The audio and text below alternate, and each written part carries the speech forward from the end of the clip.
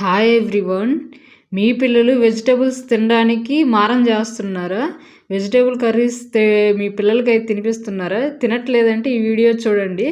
ఈ వీడియో తర్వాత మీరు అన్ని రకాల వెజిటబుల్స్ అయితే పిల్లలకి తినిపించగలుగుతారు.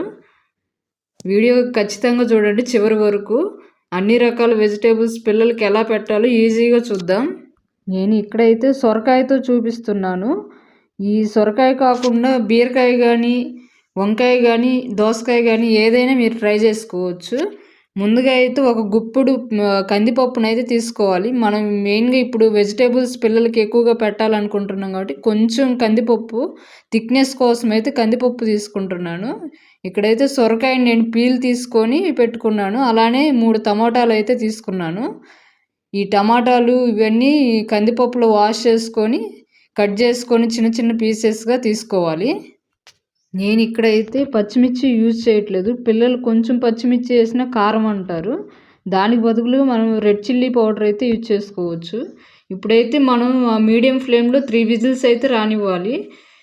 3 విజిల్స్ తర్వాత క్యాప్ తీసుకొని కొంచెం పసుపు అయితే యాడ్ చేయాలి.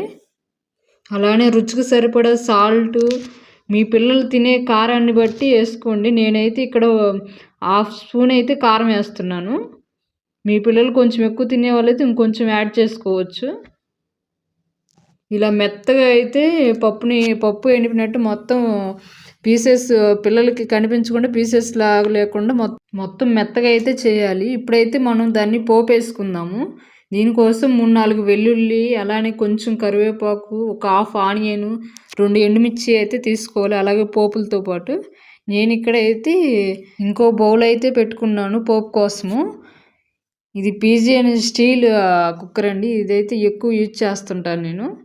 కొంచెం ఆయిల్ అయితే యాడ్ చేసుకోవాలి. ఎక్కువ ఆయిల్ యూజ్ చేయకండి, హెల్త్కి మంచిది కాదు. కొంచెం ఆయిల్ అయితే పెట్టేసుకున్నాను. ఇందులో ఫస్ట్ అయితే ఆయిల్ హీట్ అయిన తర్వాత పోపులు అయితే వేసుకోవాలి. అలానే వెల్లుల్లి కూడా యాడ్ చేయాలి. ఎండుమిర్చిని 2 ముక్కలుగా చేసుకొని లాస్ట్లో ఆనియన్ అయితే వేసుకొని గోల్డెన్ కలర్ వచ్చేంత వరకు ఫ్రై చేసుకోవాలి పోపునైతే. కొంచెం కరివేపాకు కూడా యాడ్ చేస్తే మంచి స్మెల్ అయితే వస్తుంది.